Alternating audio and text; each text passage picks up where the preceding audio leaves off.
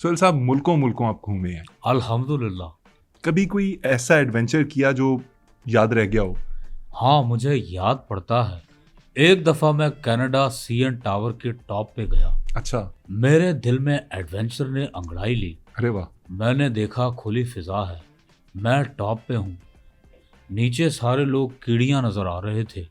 मैंने जोर लगा के एक आवाज़ लगाई, नादिया, नादिया, नादिया। आगे से जवाब आया, जी। मैंने कहा, मेरी सोनी सुहानी, सुहानी, सुहानी, सुहानी। आगे से आवाज आई, जी। फिर क्या हुआ? मैंने सोचा कि नादिया अकेली है।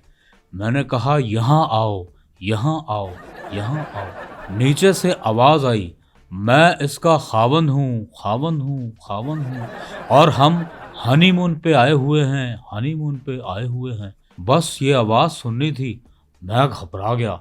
मैंने कहा, मेरा नाम मुनीफ फारूक है, मुनीफ फारूक है, मुनीफ फारूक है। आपने खुद ये सारा कुछ करके किसी और को फंसवा दिया? शुक्र करें कि मैंने सिर्फ मुनीब कहा, मुफ्ती मुनीब नहीं।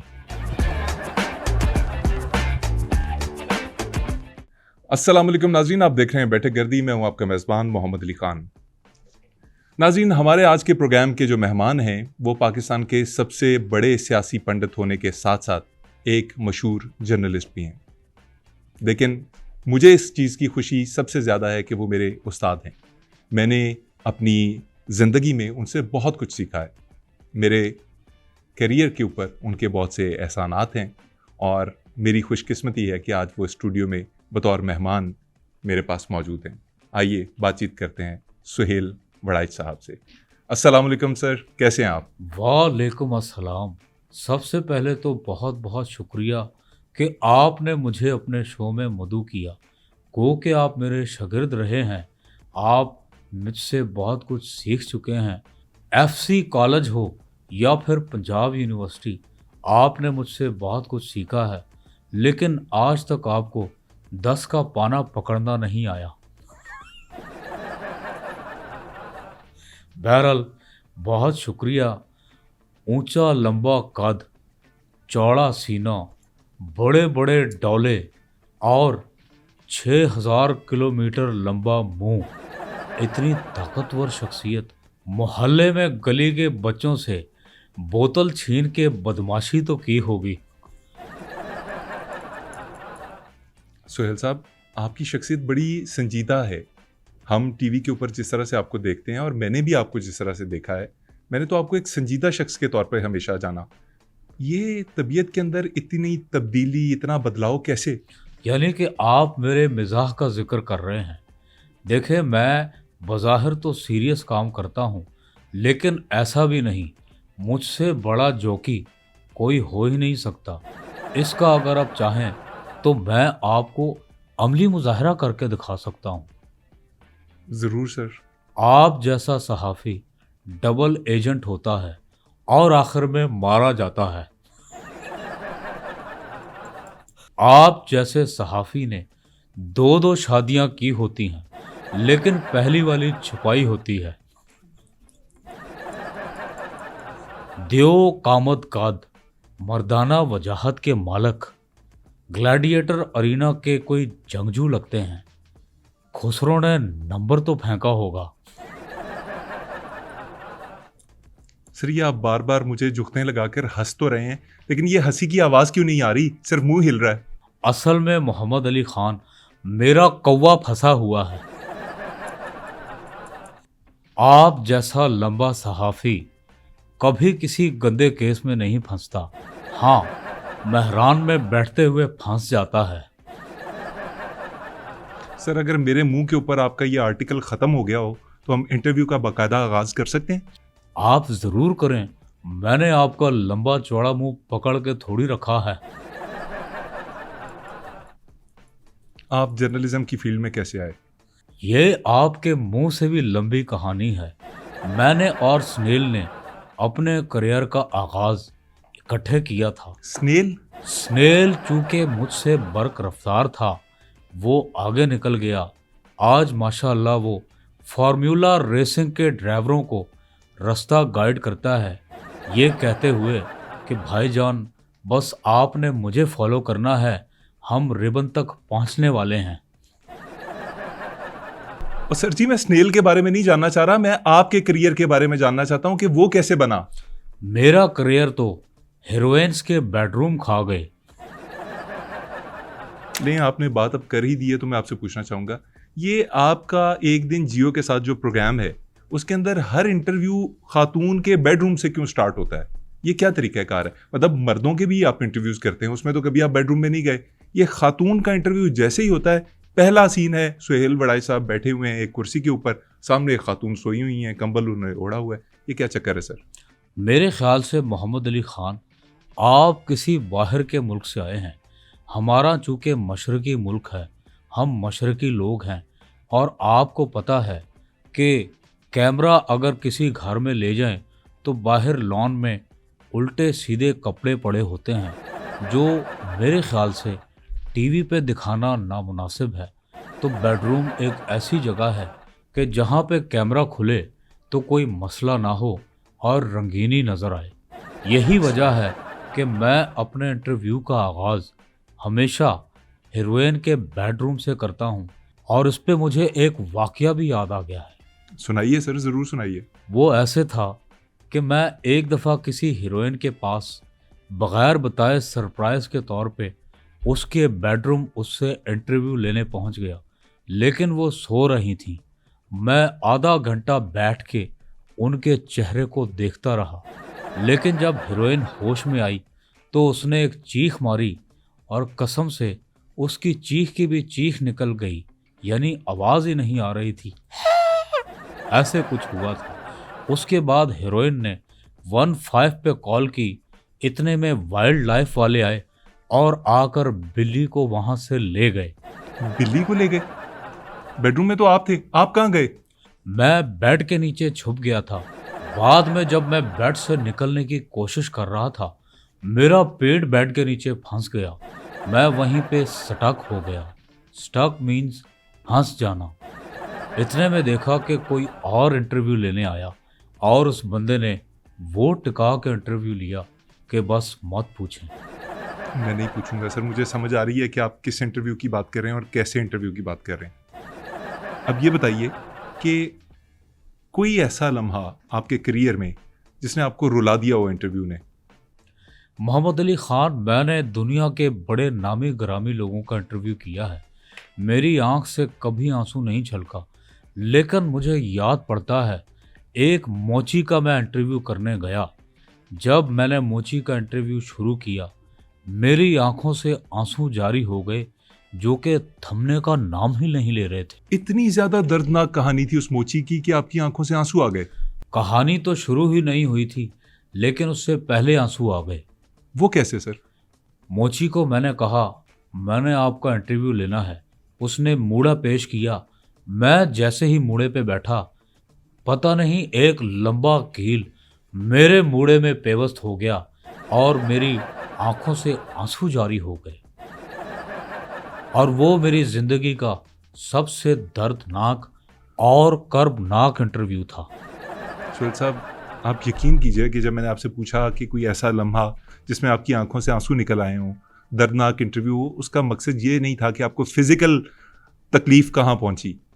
प्लीज़ मेरे इंटरव्यू की जो साख्त है उसको समझने की कोशिश कीजिए। मैं समझ गया हूँ मोहम्मद अली ख़ान, लेकिन इस वक्त मैं आपके मुंह में इतना खोया हूँ, आप अपना मुंह किसी शादी हाल वालों को रेंट पे क्यों नहीं दे देते? माशाल्लाह आपका इतना वसी और अरीज मुंह है। मरून कलर का कोट आपने पहना है और मफलर ज़ेबे तन किया है। छींक आती होगी तो आ के बाद छू कहने में 2 दिन तो लग जाते होंगे।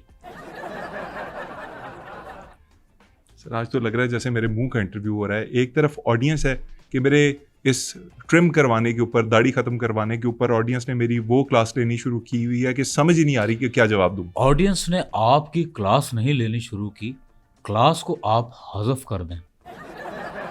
आप छोड़ें, ज़्यादा सोचें ना। ये आप जैसे बच्चों के सर के ऊपर से गुजर जाने वाली बात है। सर आप नहीं आएंगे बाज, मैं अगले सवाल की जानिब बढ़ता हूँ। आप इतने बड़े सियासी पंडित हैं, पाकिस्तान के लोग आपसे मोहब्बत करते हैं एज ए जर्नलिस्ट। मोहब्बत मुझसे करते हैं, लेकिन मैं कभी कभी सोचता हूँ ये कैसी मोहब्बत है।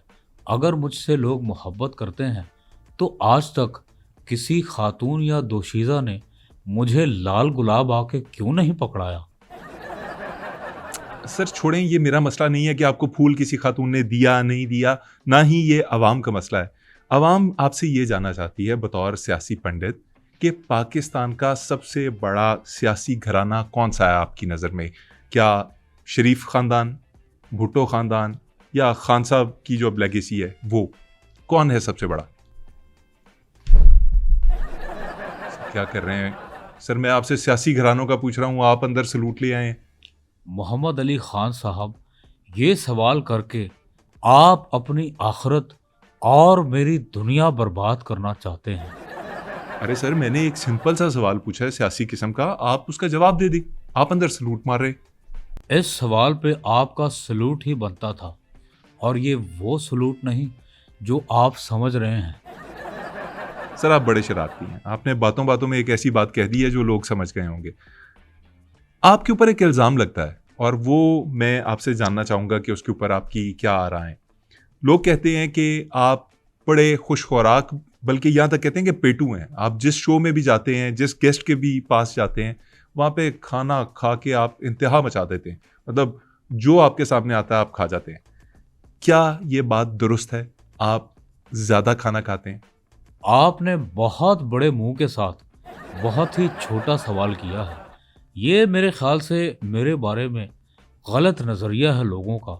एक परसेप्शन बना हुआ है कि सुहेल वड़ाइच बहुत ज़्यादा खाता है, हालांकि ऐसा कुछ नहीं। मैं बस कैमरे की मजबूरी को देख के उसमें रंगीनी डालने के तौर पे 10-12 रोटियां दिखावे की खा जाता हूँ, वरना मेरी खुराक इतनी नहीं। हालांकि मैं तो कहवे पे गुजारा करने वाला आदमी हूँ। 10-12 रोटियां सिर्फ दिखावे के लिए? ताकि शो में रंगीनी पैदा हो। रंगीनी पैदा हो? अब मैं रोटियों को डांस तो कराने से रहा। मैं नोट कर रहा हूं कि जब मैं हंसता हूं आप नहीं हंसते। आपका मुंह सीमेंट की तरह बना हुआ होता है। जिंदगी एक बार मिलती है और इसे हम एक बार ही जीते हैं। हंस लिया करो। सुहेल साहब, पहाड़ जैसा करियर, इतनी शोहरत के समेटे नहीं सिमटती। अल्हम्दुलिल्लाह। जिंदगी में कुछ मिसिंग लगता है आपको? मैंने जितना नाम कमा लिया है, जितना कुछ हासिल कर लिया है, लेकिन हूँ तो आखिर इंसान ही, और इंसान बड़ा कमज़ोर है। कुछ ना कुछ ज़िंदगी में कमी रह जाती है। यही कोई जैसे कि 3-4 अरब रुपया। सर आप इतने बड़े आदमी हैं, आपको पैसे की कमी फील होती है बस? हाँ, तो पैसे की ही कमी है, वरना क्या वो कमी होगी कि जैसे डायरिया के बैक्टीरिया ने जाते हुए मुझे सलाम नहीं किया।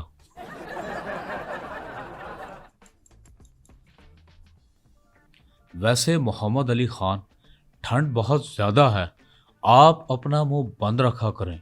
खुदा ना खास्ता आपको कुछ हो गया तो आपके जनाजे पे 2 जो बंदे जनाजा उठाएंगे, कहीं वो भी आपके वजन से दब के मर ना जाएं।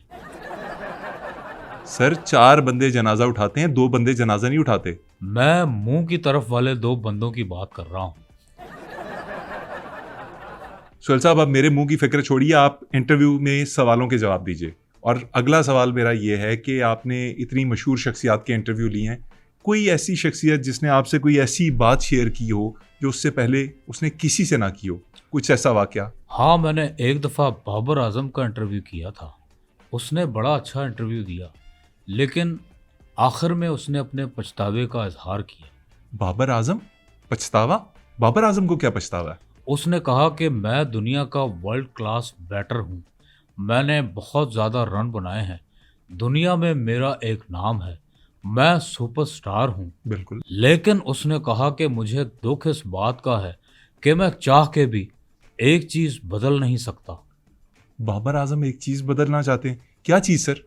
कि उमर अकमल मेरा कज़न है। वैसे सर, आपस की बात है, ये पछतावा बहुत बड़ा है। उमर अकमल साहब की जो टिकटॉक्स आती हैं, जो उनकी वीडियोस आती हैं, वो देख के मुझे भी कानों को हाथ लगाने को दिल मेरे करता है। ख्याल से मोहम्मद अली खान, हर किसी की अपनी पर्सनल लाइफ होती है, किसी को किसी की लाइफ में इंटरफेरेंस नहीं करनी चाहिए। अब मिसाल के तौर पे मैं दुनिया दुनिया घूमता हूँ, रशिया जाता हूँ, तो वहाँ के हुस्न को देख के मैं मेल्ट हो जाता हूँ। फिर मैं बाकू जाता हूँ, बाकू के हुस्न को देख के मैं मेल्ट हो जाता हूँ। फिर मैं थाईलैंड जाता हूँ, थाईलैंड का हुस्न देख के आप मेल्ट हो जाते होंगे। मैं डर जाता हूँ। थाईलैंड में ऐसा क्या है सर? तौबा तौबा तौबा, अल्लाह माफ़ी दे। थाईलैंड में आप किसी ब्यूटीफुल के पास जाते हैं तो वो ब्यूटीफुल नहीं बल्कि ब्यूटीफुल्ला निकलता है। सुहेल साहब, मुल्कों मुल्कों आप घूमे हैं, अल्हम्दुलिल्लाह। कभी कोई ऐसा एडवेंचर किया जो याद रह गया हो? हाँ, मुझे याद पड़ता है। एक दफ़ा मैं कनाडा सीएन टावर के टॉप पे गया। अच्छा। मेरे दिल में एडवेंचर ने अंगड़ाई ली। अरे वाह। मैंने देखा खुली फिजा है, मैं टॉप पे हूँ, नीचे सारे लोग कीड़ियाँ नज़र आ रहे थे। मैंने जोर लगा के एक आवाज़ लगाई, नादिया नादिया नादिया। आगे से जवाब आया, जी। मैंने कहा, मेरी सोनी सुहानी सुहानी सुहानी सुहानी। आगे से आवाज़ आई, जी। फिर क्या हुआ? मैंने सोचा कि नादिया अकेली है। मैंने कहा, यहाँ आओ यहाँ आओ यहाँ आओ। नीचे से आवाज़ आई, मैं इसका खावंद हूँ खावंद हूँ खावंद हूँ, और हम हनीमून पे आए हुए हैं, हनीमून पे आए हुए हैं। बस ये आवाज़ सुननी थी। मैं घबरा गया। मैंने कहा, मेरा नाम मुनीफ फारूक है, मुनीफ फारूक है, मुनीफ फारूक है। आपने खुद ये सारा कुछ करके किसी और को फंसवा दिया। शुक्र करें कि मैंने सिर्फ मुनीब कहा, मुफ्ती मुनीब नहीं। मजा नहीं आया सर इस वाक़े का। मज़ा तो मुझे भी नहीं आया, मेरा तो सारा मज़ा किरकिरा हो गया। सर ये आप बैठे कैसे हुए? इजी होके बैठे। मैं रिलैक्स होकर नहीं बैठ सकता। क्यों सर? क्योंकि ये सहाफ़त का बोझ मैंने अपने सीने पे उठाया हुआ है। सर सहाफ़त की आप बात करते हैं, सहाफ़त इस वक्त किस शक्ल में पाई जाती है पाकिस्तान में? सहाफ़त पहले पीली थी, फिर काली हुई, अब तो सहाफ़त एक गाली है। बात तो आप बिल्कुल सही कह रहे हैं सर। सहाफ़ियों के जो हालात हैं और जो उन्होंने ये रविश अपनाई हुई है, बड़े स्ट्रेंज टाइम्स हैं पाकिस्तान के लिए। 6 की 6 उंगलियां एक तरह की नहीं रहती। कुछ अच्छे लोग भी होते हैं और कुछ बुरे भी। 6 उंगलियां कहाँ से होती हैं सर? 5 उंगलियां होती हैं, पांचों उंगलियां एक जैसी नहीं होती। ये कॉल ऋतिक रोशन का है, उसकी 6 ही हैं।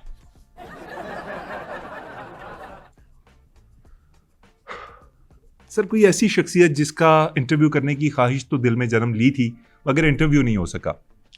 मेरी शदीद ख्वाहिश है कि मैं किसी दिन किम जोंग उन का इंटरव्यू करूं।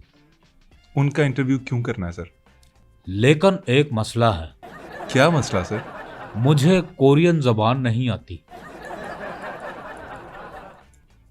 किम जोंग उन का इंटरव्यू तो आप नहीं कर सके। कोई ऐसी शख्सियत जिसका इंटरव्यू आपने किया हो लेकिन नामुकम्मल रह गया हो? हाँ, ऐसा एक यादगार इंटरव्यू है जो चल नहीं सका। वो कौन सा सर?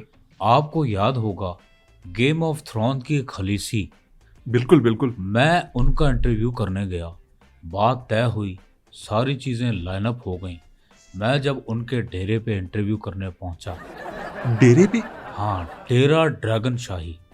मैं जब उनके डेरे पे पहुंचा तो खलीसी और उसके 3 ड्रैगन्स ने मेरा इस्तकबाल किया। फिर क्या हुआ? फिर खलीसी से मामलात तय हुए। उसने कहा कि वड़ैच साहब, आप मुझे सिर्फ 2 सेकंड दें, मैं ज़रा चेंज करके आती हूँ।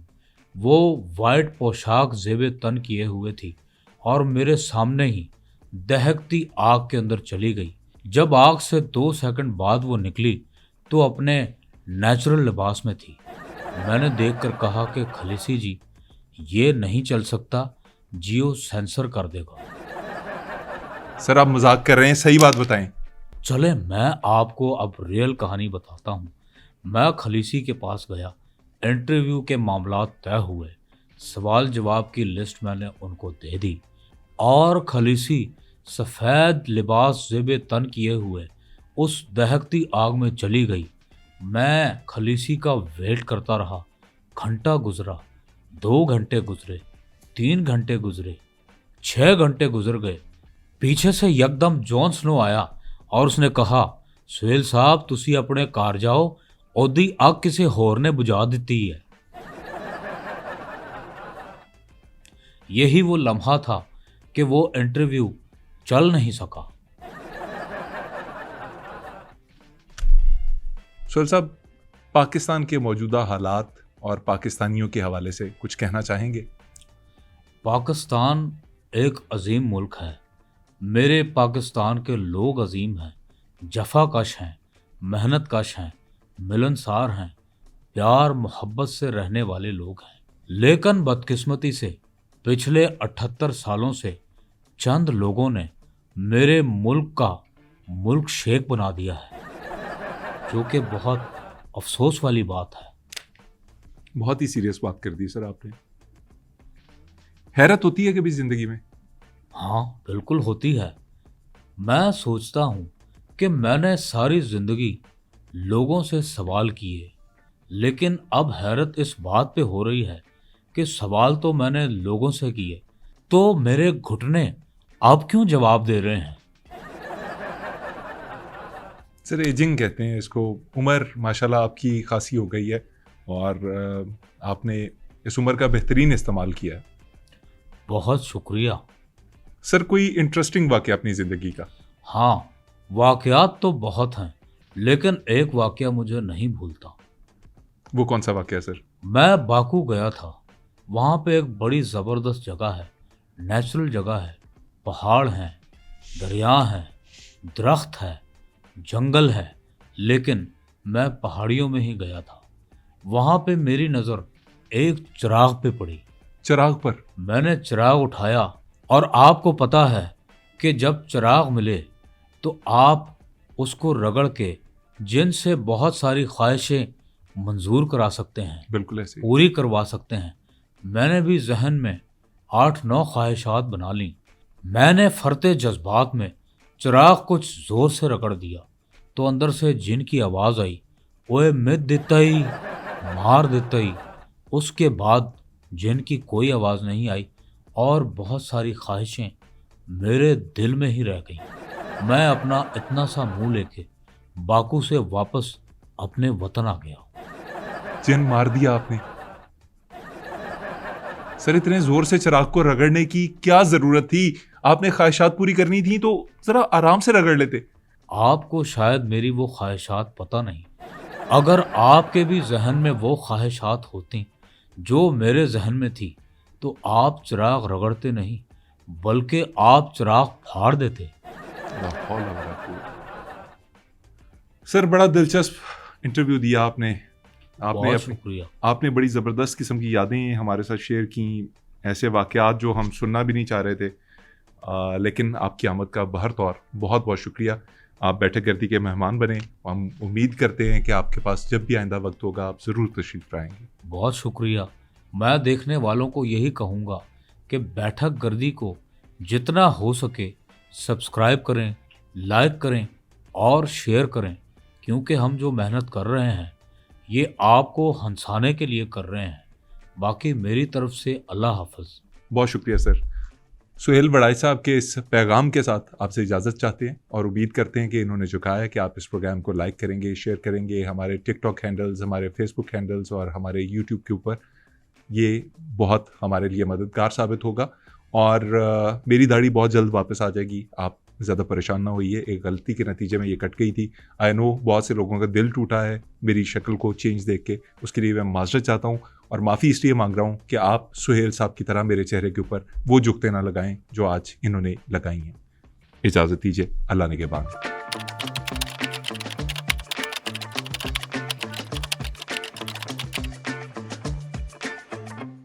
मोहल्ले में गली मोहल्ले में गली, ये ठीक है? 1 मिनट। ये है ना?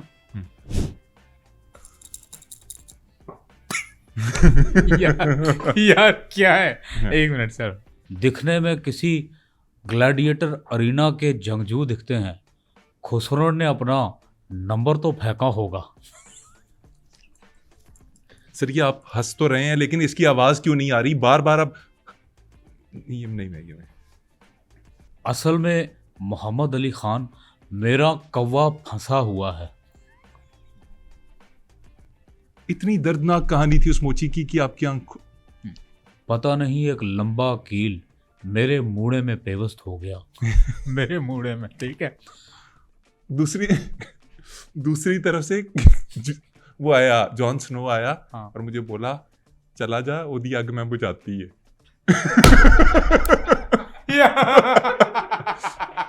सही अच्छा, है? एक ये भी है, एक और भी है। मेरे सामने खलीसी दहकती आग में गई। मेरे सामने सफ़ेद पोशाक में दहकती आग में खलीसी मेरे सामने गई, वापस बगैर लिबास आई।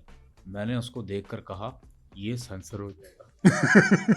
ये तो जियो पे नहीं चल सकता। आपको पैसे की कमी फील होती है? हाँ, मैं बेशक वो इस्तेमाल ना करूं, लेकिन मेरी ख्वाहिश है कि मैं ऐसे बेड पे लेटूं जो पैसे से हो। नहीं। फिर मैं थाईलैंड जाता हूँ। थाईलैंड का हुस्न देख के मेरा मुंह कड़वा हो जाता है। आप मेल्ट हो जाते हैं? मैं डर जाता हूँ। ठीक है, हाँ, आप मेल्ट। मैंने सोचा नादिया अकेली है। मैंने कहा के पे करें दे हो। नहीं, मैंने सोचा नादिया अकेली है। मैंने कहा आजा आगे से नीचे से आवाज आई, शेम। आजा। मैंने सोचा नादिया अकेली है। और दोबारा मैं यार एक मिनट। वैसे मोहम्मद अली खान, तुम क्लीन शेव में बहुत चीसे लगते हो। अच्छा, ये छोड़ो, तुम्हें वो वाकया याद है जब तुम मेरे स्टूडेंट हुआ करते थे? बिल्कुल सर, याद है। वो आपने बड़ी मदद की थी। वो मेरे से तो वो प्रॉब्लम सॉल्व ही नहीं हो रही थी। अगर आप ना होते तो मैं उसी मुश्किल में फंसा रहता। नहीं, मैं तो उस प्रॉब्लम की बात नहीं कर रहा। एक मिनट यार, बहुत ओए मेरे अल्लाह। हाँ, बहुत अच्छा है, बहुत आला है, बहुत मजे का है।